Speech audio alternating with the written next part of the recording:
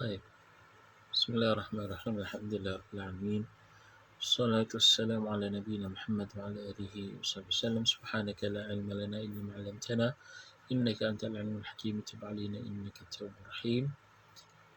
Jadi insyaAllah Ta'ala pada malam ini bersempena kita meraihkan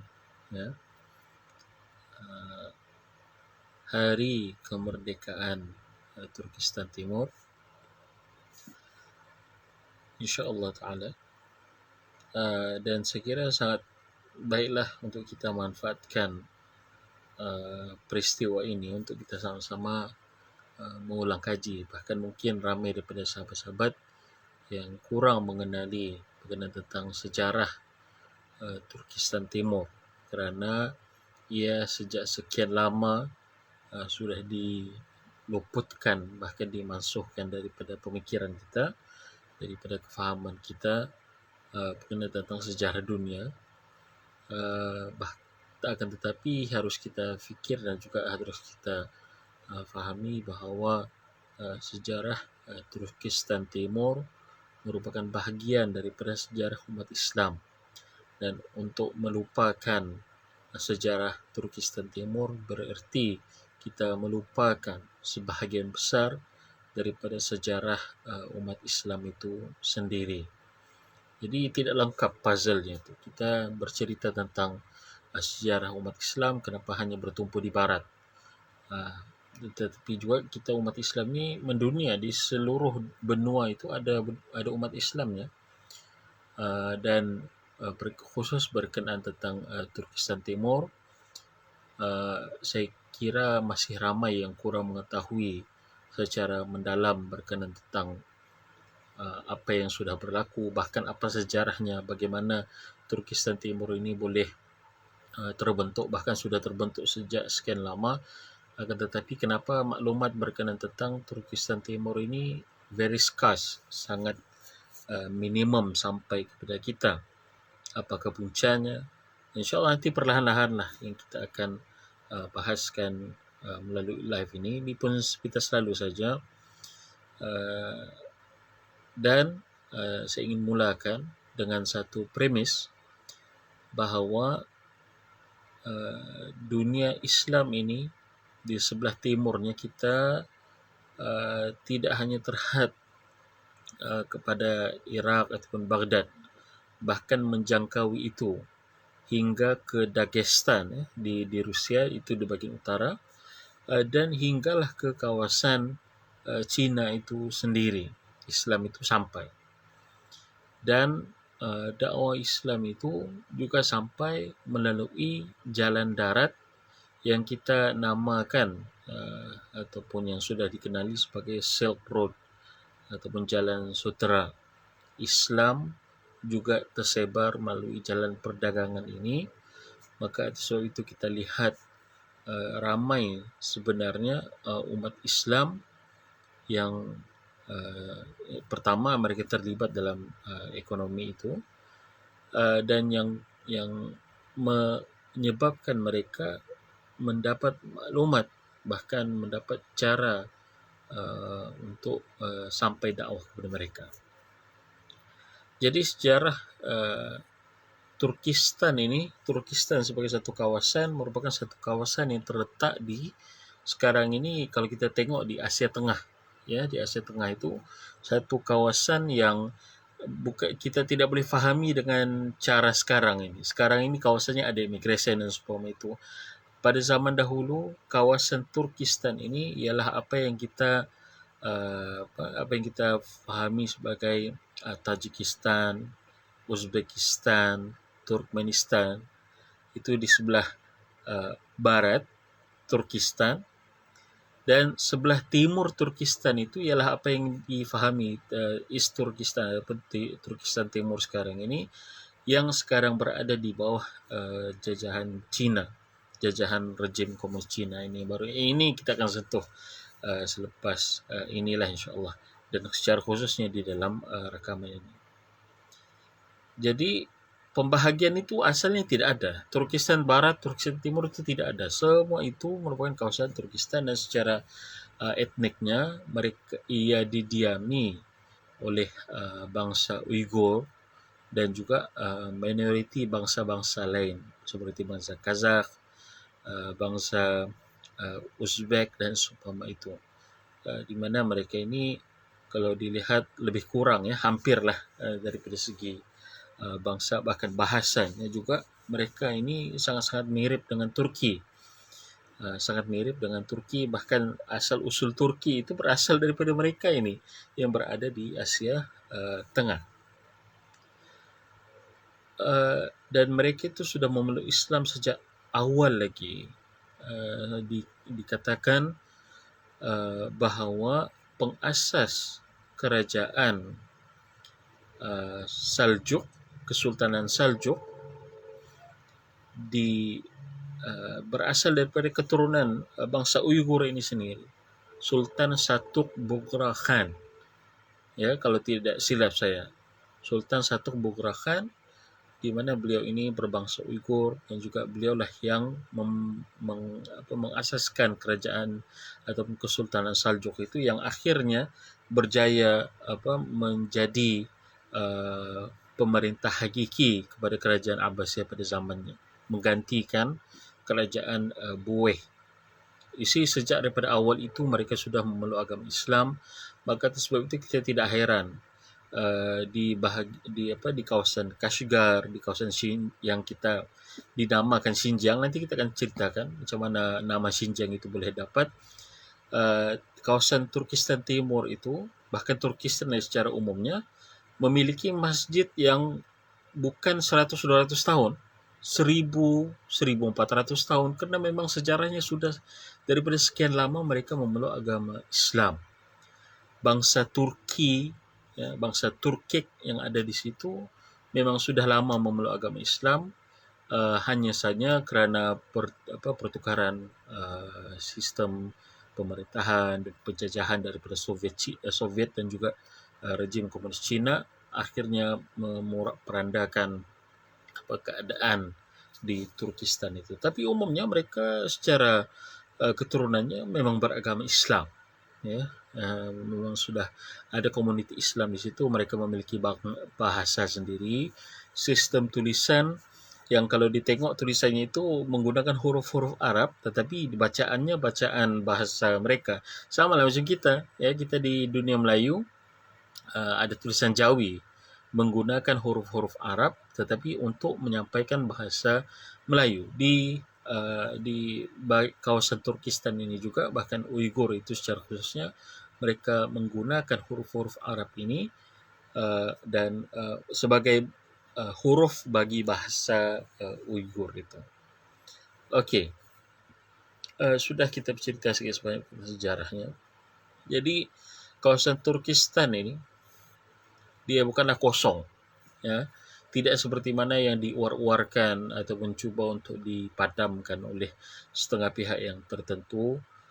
Kononnya kawasan ini umpama kawasan kosong atau tidak ada orang. Ada orangnya, bahkan mereka adalah orang Islam dan sudah sekian lama menetap di situ, memiliki budaya, memiliki adat resam yang wajar dihargai dan juga wajar untuk kita sebagai umat Islam menjaganya, as a diverse part of our ummah itu.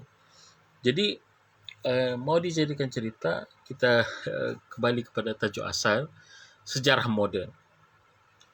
Maka berjiran dengan kerajaan Qing, Cina, sebab kerajaan Cina itu pada hakikatnya hanyalah berpusat pada sebelah Sungai Kuning itu, di sebelah timur kawasan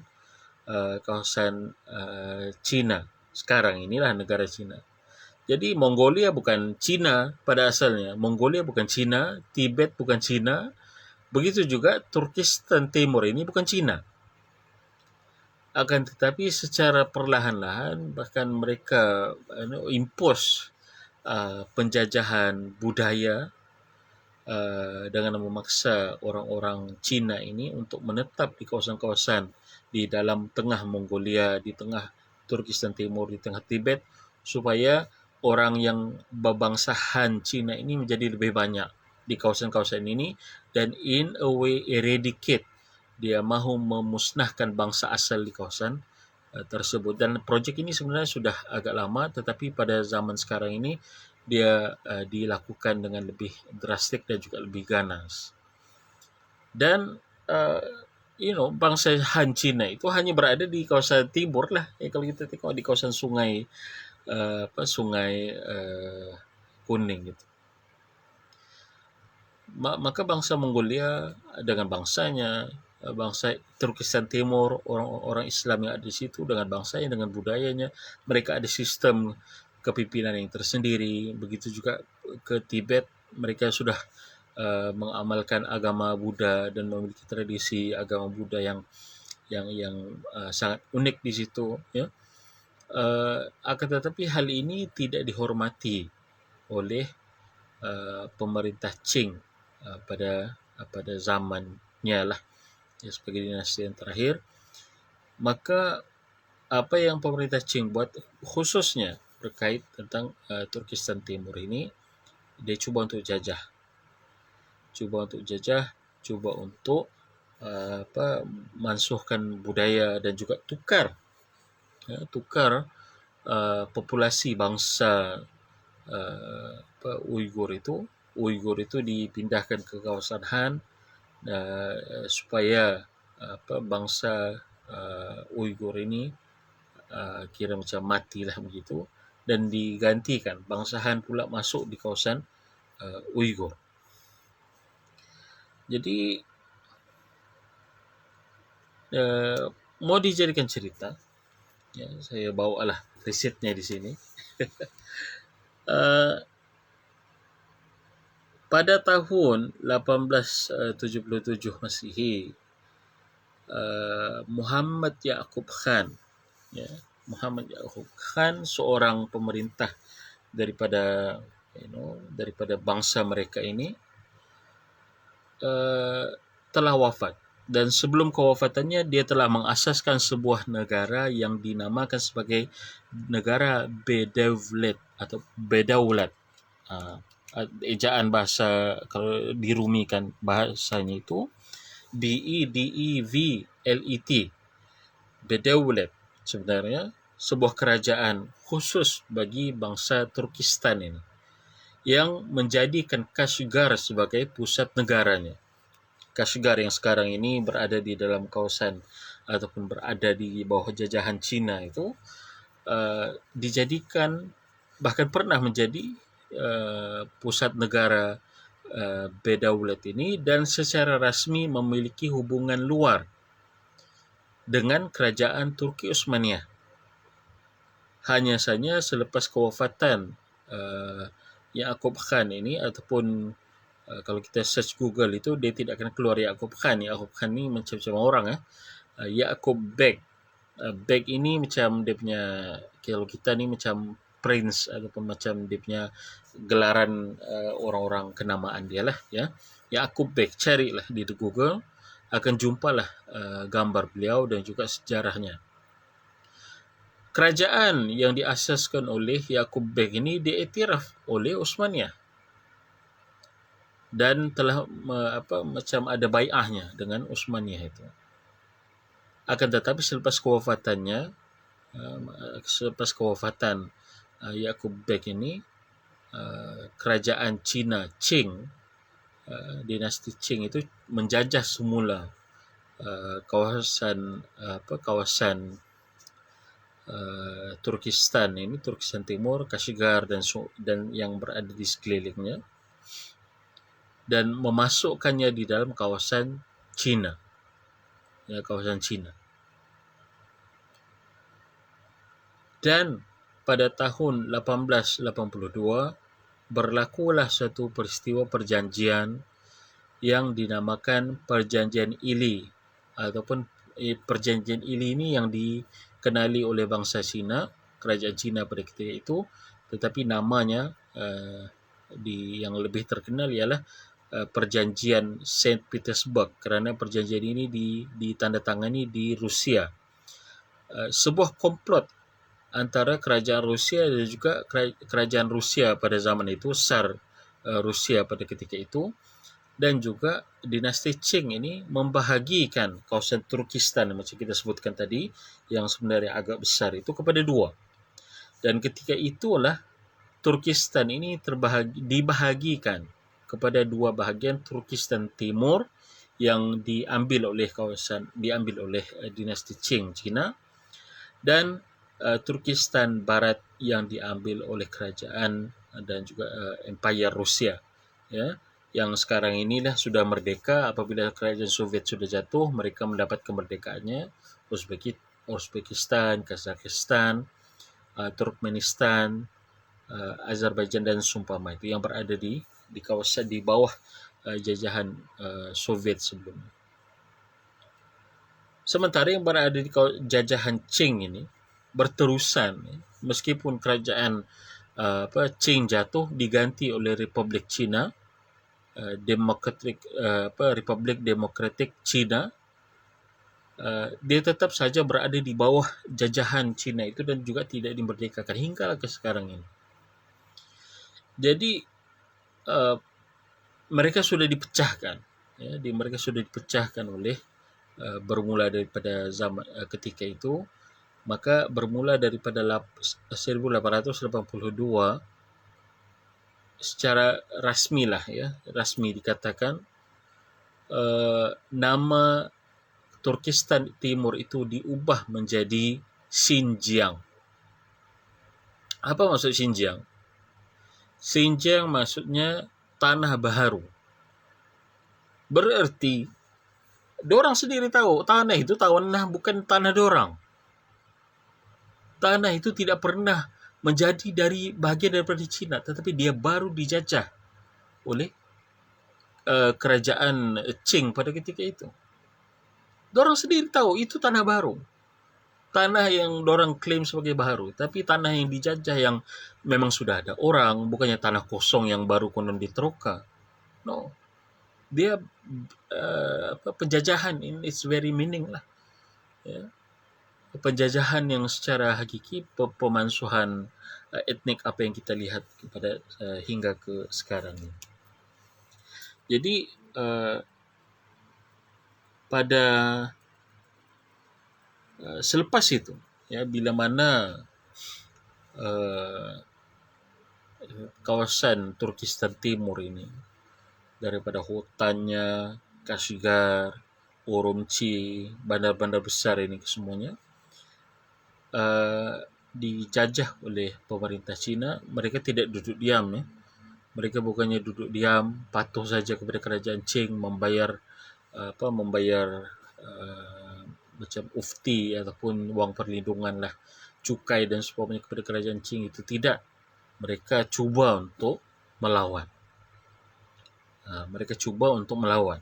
Dan ini dibuktikan oleh pemberontakan yang banyak oleh bangsa Uighur dan juga bangsa minoriti lain yang berada di Turkistan Timur ini. Okey, saya bacakan di sini. Hinggalah pada 12 November 1933. Pada hari ini. Pada hari ini 12 November, tapi pada tahun 1933, sebuah republik baharu berjaya digagaskan di Turkistan Timur itu dengan mengambil Kashgar sebagai ibu negaranya yang bersejarah, dan republik ini dinamakan sebagai Republik Islam Turkistan Timur. Jadi you see, Islam dan juga identiti bangsa Uighur ini memang memang sudah menyerap dalam DNA mereka lah, ya.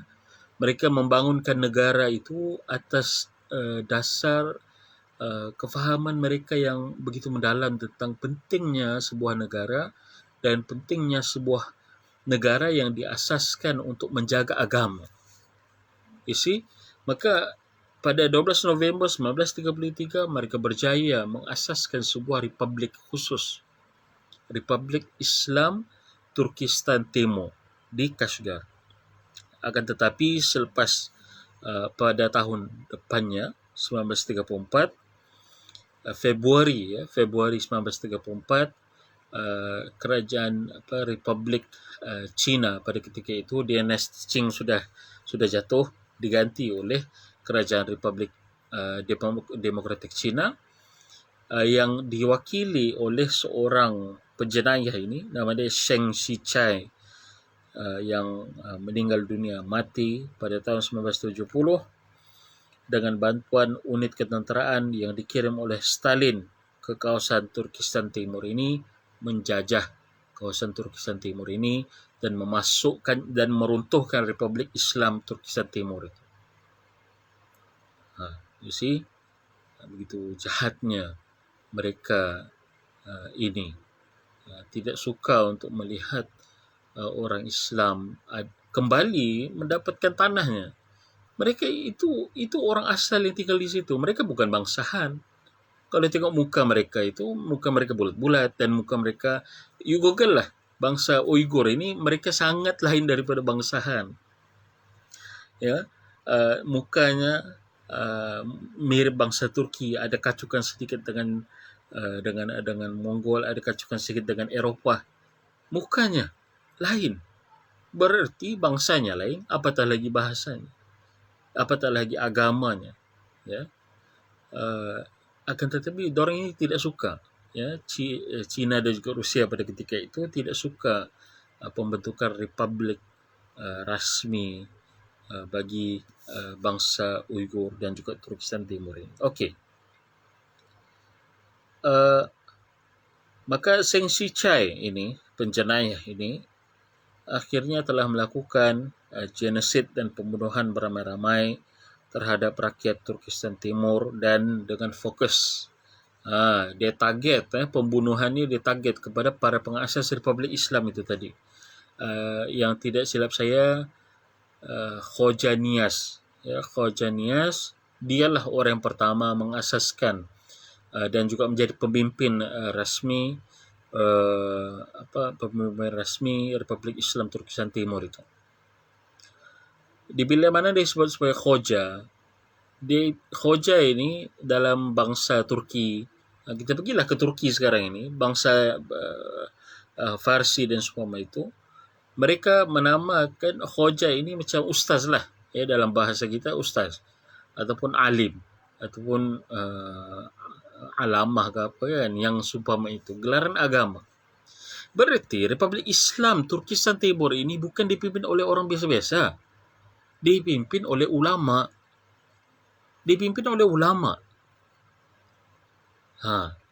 You see, dan betapa hebatnya peranan ulama dalam bangsa Uyghur ini. Mereka bersatu padu di belakang ulama. You see, itu sejarahnya. Akan tetapi kerana Zheng Shichai dan juga dibantu oleh Stalin ini, rakan komplotnya, semoga kedua-duanya masuk neraka dan dihukum selama-lamanya dalam neraka itu. Dan daripada 1937 hinggalah tahun 1941, berdasarkan dokumentasi arsip berkenaan pembantaian ini, bilangan mangsanya mencecah 500,000 nyawa rakyat Turkistan. Setengah juta nyawa dibunuh, nyawa yang tidak berdosa dibunuh oleh Stalin dan juga Zheng Shichai. Boleh cari di bukunya, ada di quote di sini, Abdul Hakim Idris, Menace, China's Colonization of the Islamic World and Uyghur Genocide.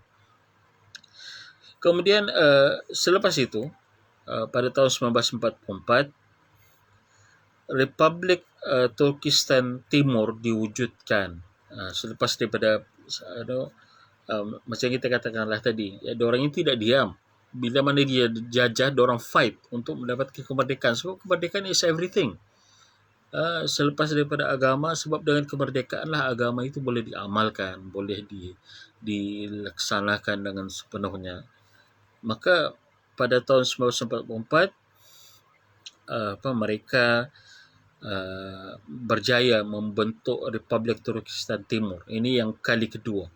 Selepas daripada Republik Islam Turkistan Timur tadi digagalkan oleh Soviet dan juga Chiang Kai ini.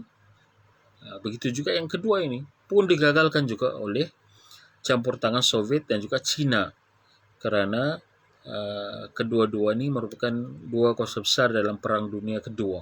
Ialah 1944 kan, sebab Perang Dunia Kedua ini bermula 42 hinggalah ke seterusnya itu. Pada tahun 1949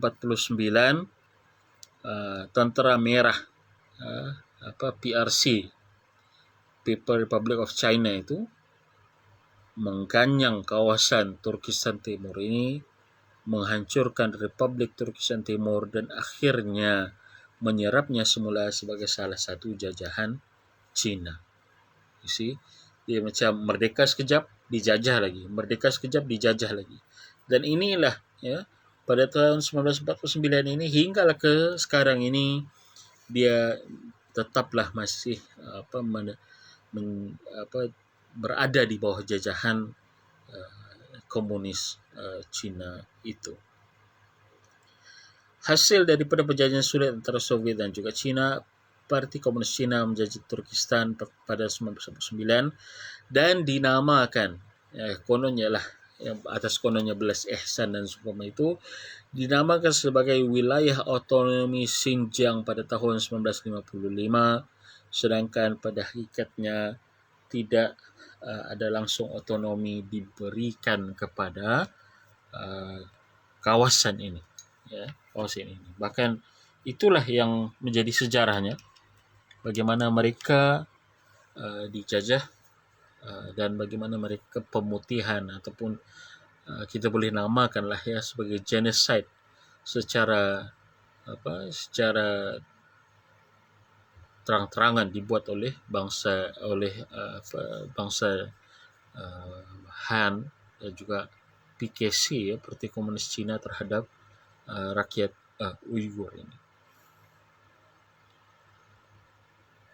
Dan orang tidak mau melepaskan kawasan ini. Ada juga dibuat satu kajian oleh Dr. Amal Khalifah. Beliau ini seorang pekaji berkenaan tentang isu-isu dunia Islam semasa. Beliau menyatakan bahawa kawasan Xinjiang ini ataupun kawasan Turkistan Timur ini kawasan yang sangat kaya dengan sumber mineral, kaya dengan sumber minyak. Itu satu lagi. So itu kalau kita tengok polisi-polisi Cina berkenaan tentang apa yang berlaku di Xinjiang, sebab di antara kepentingan Xinjiang ini juga dia memiliki satu kawasan yang sangat bersejarah yang dinamakan sebagai Tarim Basin. Bukan Tarim Yaman itu ya. Itu Tarim lain lah ya.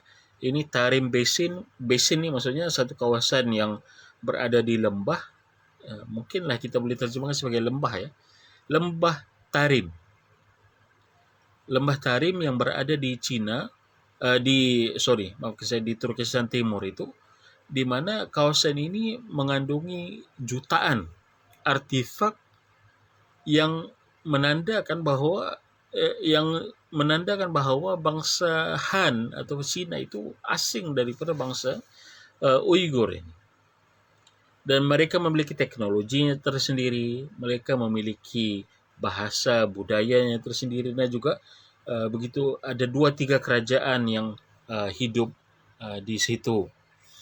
Di antaranya ialah kerajaan Kocho.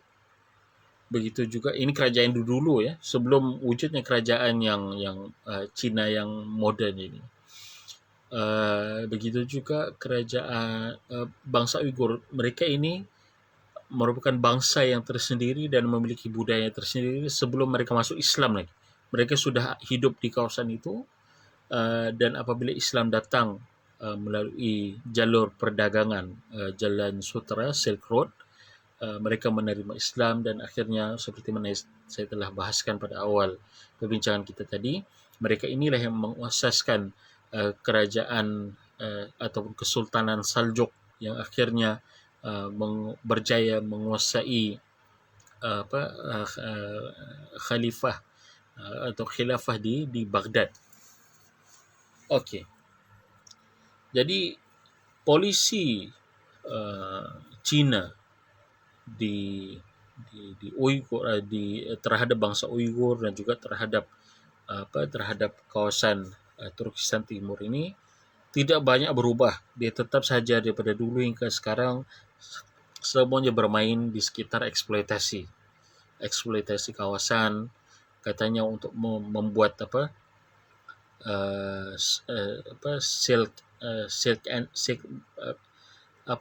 projek Xi Jinping tu. Yang penting jalannya itu dia ingin tembus melalui jalan darat daripada negara China hinggalah ke Eropah itu, menerusi jalan yang akan dibuatnya. Maka itu yang akan merancangkan kononnya ekonomi, tetapi at what cost? Kalau cara kamu untuk meluaskan perniagaan dengan membasmi sebuah kebudayaan, sebuah tamadun yang sudah pernah ada di kawasan Turkistan Timur itu sejak beribu tahun lamanya, kamu ingin eradicate atas kepentingan ekonomi kamu. Dan yang satu yang lain, kalau kita tengok begitu banyak testimoni yang telah diumumkan, bahkan dinyatakan oleh mangsa-mangsa yang pernah ditahan di dalam kem tahanan Uyghur ini, akhirnya menjadikan menampakkanlah niat sebenar komunis Cina itu. Mereka cuba untuk membasmi bangsa Uyghur ini bilkulliyah, ini secara total, di mana ibu-ibu dipaksa untuk memakai alat pemandu dalam keadaan dorang tidak mahu. Anak-anak yang ada di perut terpaksa digugurkan.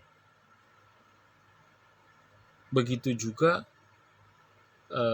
perempuan, anak dara daripada bangsa Uyghur ini dibawa secara paksa ke tengah kawasan Han, dikahwinkan dengan orang Han. Dikahwinkan dengan orang Han. Maka apa yang berlaku bila mana dikahwinkan dengan orang Han, hilang identiti Uyghur. Anak-anaknya itu sudah menjadi kacukan ataupun campuran. Maka sebagai rumusannya, kita sudah tahu sebanyak sejarah moden bangsa Uyghur dan juga Turkistan Timur ini. Pada asalnya dia tidak ada istilah Turkistan Timur, hanya ada istilah Turkistan. Tetapi kerana perjanjian antara Rusia dan juga China pada zaman dahulu, akhirnya memecahkan Turkistan itu kepada dua. Turkistan Barat yang sekarang ini sudah merdeka lah, membuat negara-negara mereka sendiri di bawah kuasa Rusia, sementara Turkistan Timur yang sampai ke sekarang ini masih berada di kawasan di jajahan China. Yang semoga Allah SWT memudahkan urusan umat Islam yang berada di situ, dan menjadi kewajiban kita, saya kira, untuk melakukan beberapa perkara ini. Pertama, ialah untuk kita tidak pernah melupakan mereka daripada doa kita, agar Allah menguatkan saudara-saudara kita yang berada bangsa Uyghur ini, sama ada mereka masih lagi menetap di kawasan asal mereka, agar iman mereka dikekalkan, kerana berdasarkan testimoni dan juga bukti-bukti yang telah dikumpulkan. Bolehlah cari Uyghur Tribunal itu. Google saja Uyghur Tribunal, akan keluarlah segala macam testimoni dan juga dokumen-dokumen pengakuan bagaimana penyiksaan berlaku terhadap bangsa Uyghur ini, secara khususnya bertumpu kepada mereka dengan tujuan untuk memaksa mereka meninggalkan agama mereka, meninggalkan budaya mereka. Dan kalau bila mana kita tanya kepada polisi Cina, mereka kata ini adalah cara untuk kami membendung ekstremisme. Tapi kenapa pula hanya bangsa ini yang terkena, tidak pula bangsa umat Islam yang berbangsa lain yang berada di dalam kawasan negara Cina itu? Kenapa bangsa Uyghur saja dan juga minoriti yang berada di Turkistan Timur ini yang khususnya difokuskan kepada penyaksaan dan juga kononnya camp vocational yang dibuat oleh mereka. Okey. Pertama kita jangan lupa dengan doa untuk mereka, berdoa agar Allah SWT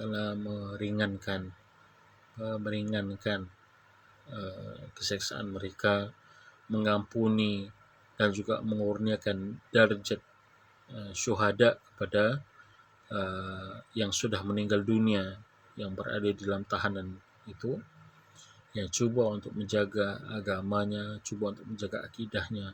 Kita doakan agar mereka dikurniakan darjat syuhada. Yang kedua ialah untuk kita bersama-sama bersolidariti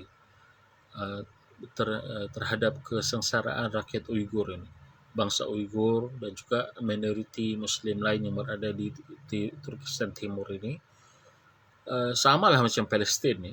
Kalau kita kesian dengan rakyat Palestin, kita juga kena kesian, bahkan lebih kesian kepada bangsa Uyghur ini.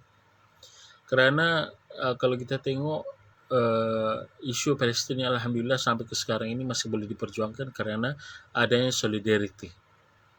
Akan tetapi isu Turkistan Timur ini masih belum mendapat liputan yang sewajarnya. Maka perlulah untuk kita sama-sama menzahirkan solidariti kita kepada keselamatan bangsa Uyghur dan juga umat Islam di Turkistan Timur ini.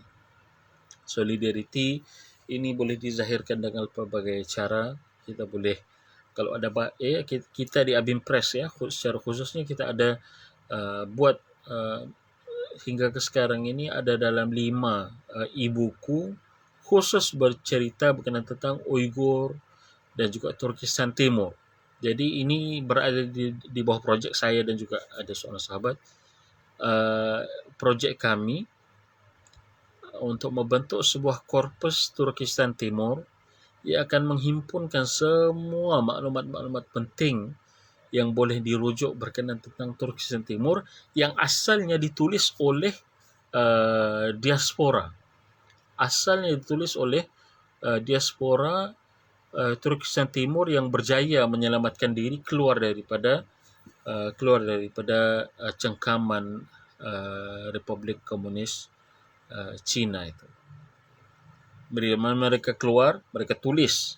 Ada yang menulis dalam bahasa Arab, kita terjemahkan daripada bahasa Arab ke bahasa orang Melayu. Ada yang tulis dalam bahasa Inggeris, tidak apa, kita terjemahkan ke dalam bahasa Melayu dan sebarkan melalui korpus ni, insya-Allah taala. Begitu juga solidariti kita ialah dengan kita bercerita, sama macam kita bercerita tentang Palestin. Kesianlah Palestin ni, kita kena sokong dan kita kena zahirkan rasa ummah kita, rasa ummah kita. Maka begitulah juga dengan isu Turkistan Timur ini. Begitu juga seperti mana kita kasihan dengan isu Rohingya, kasihan dengan isu Kashmir dan ingin menyumbang, maka kita menggunakan segala apa cara yang kita mampu untuk menyumbang. Dan juga untuk paling pentinglah buat masa sekarang ini, saya lihat untuk kita sama-sama menimbulkan kesedaran tentang wujudnya isu ini. Isunya di negara-negara Islam itu sampai ke sekarang ini masih ramai yang tidak tahu tentang wujudnya genocide yang berlaku di Turkistan Timur ini. Dan ironinya ia sudah begitu diketahui di negara barat. Pergi ke USA, ada polisi-polisi mereka tidak mau barangan Cina yang menggunakan kapas yang dipetik dari Xinjiang untuk diimport masuk ke Amerika. Ada polisi sampai ke tahap itu sekali mereka mampu untuk memberikan solidariti. Why not negara-negara Islam? Why not negara-negara Islam? Kemudian begitu juga kita boleh buat modul-modul pengayaan dan juga jadikan ini sebagai salah satu daripada aktiviti tahunan. Kalau kita ada sekolah ataupun kita ada tadika, why not? Kita pilihlah contohnya 12 November ini ataupun bila-bila hari untuk Hari Solidariti Uyghur ataupun Hari Solidariti Turkistan Timur, ya. Sebab kalau Turkistan Timur ini akan jadi macam isu politik pula, tapi tidak apa, Uyghur bersolidariti bersama Muslimin Uyghur, why not? Buatlah pertandingan lukis bendera kah ataupun pertandingan nasyid kah dan sebagainya. Yang penting orang tahu tentang wujudnya isu ini dan orang ingin lebih tahu lebih lanjut mengenai tentang isu ini, ya. Dan bagi sahabat-sahabat yang berkemampuan untuk menulis, saya tahu akan ada ramai yang melihat rakaman ini daripada kalangan akademik, daripada kalangan pengkaji-pengkaji. Why not kita luangkan masa kita untuk menulis satu paper, satu kajian ringkas berkenaan tentang apa saja yang melibatkan Turkistan Timur ini. Tidak semestinya politik, boleh jadi budayanya, boleh jadi culture, ya, boleh jadi makanannya. Why not? Makanan Uyghur kan ditulis, dijadikan sebagai artikel jurnal. Restoran-restoran kajian berkenaan tentang ekonomi masyarakat Uyghur diaspora, why not? Kenapa tidak? Yang paling penting kesedaran berkenaan tentang masyarakat Uyghur dan juga akhirnya akan membawa kita mengetahui tentang kesengsaraan mereka itu ada usaha ke arah itu.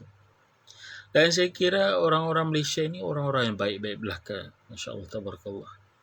Dan kesedaran berkenaan tentang isu ini perlu dipupuk macam saya katakan tadi, sejak daripada awal lagi, sejak daripada dini lagi. Kalau kita boleh buat aktiviti yang kita boleh libatkan anak-anak muda, ya, tidak semestinya membaca saja, boleh buat infografik, boleh buat slide, tayangan slide ataupun aktiviti mewarna ke, melukis ke, buat pertandingan berkenaan tentang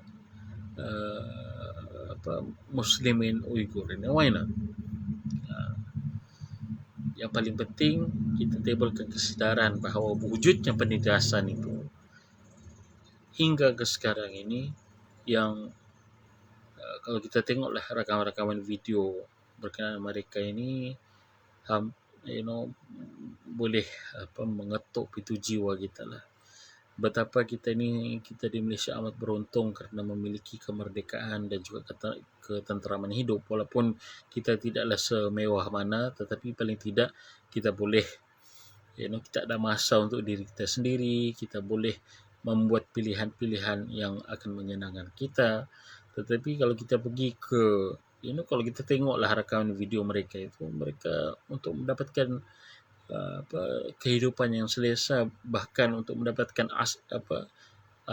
aspek-aspek asas kehidupan yang asas pun begitu sukar kerana sudah berada di bawah kawalan ketat oleh rejim itu.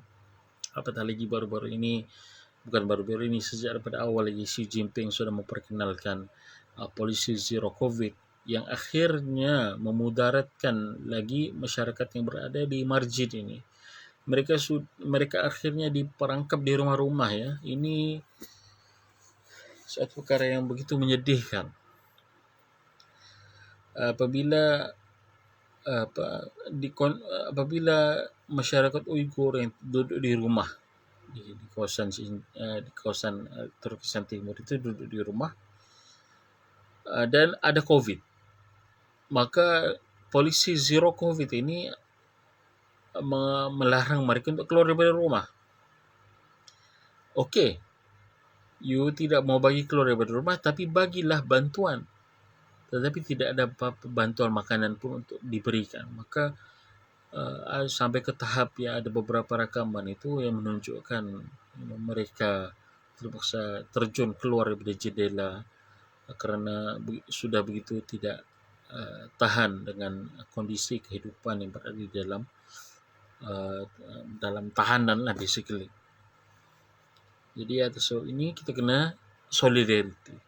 Kalau kita tidak mula daripada sekarang, bila lagi kan bersolidarity bersama saudara-saudara kita yang Uyghur dan juga minoriti Muslim yang berada di Turkistan Timur ataupun yang dinamakan sebagai Xinjiang sekarang ini.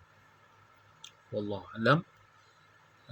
Paling tidak kita sudah tahu macam mana nama Xinjiang itu boleh ada. Dia bukan nama Xinjiang. Pada asalnya ada orang lain yang sudah duduk di situ, tetapi sudah ditukar dan dijajah oleh Cina, dan atas itulah dia dinamakan sebagai Xinjiang.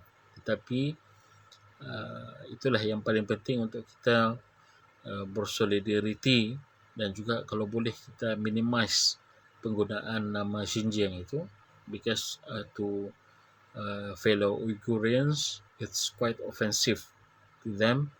Maka kita gunakan nama yang sebenarnya Turkistan Timur itu. Wallahu alam. Subhanakallahumma wa bihamdika asyhadu an la ilaha illa anta astaghfiruka wa atubu ilaik. Jadi ikuti ya FBI Press dan secara khususnya Korpus Turkistan Timur untuk follow update bahan-bahan yang terbaru berkenaan tentang bahan-bahan bacaan yang terbaru berkenaan tentang Turkistan Timur. Semoga Allah SWT memberkati kita semua, karena tidak rugi kita ni seperti mana disifatkan oleh Nabi sallallahu alaihi wasallam, Muslim ni merupakan saudara kepada Muslim yang lain. La yaghdhulhu, dia tidak akan membiarkan saudara Muslimnya itu diinjak-injak dan juga dihina dan juga ditindas oleh orang lain. Pesan Nabi sallallahu alaihi wasallam. Wallahu alam. Assalamualaikum warahmatullahi taala wabarakatuh.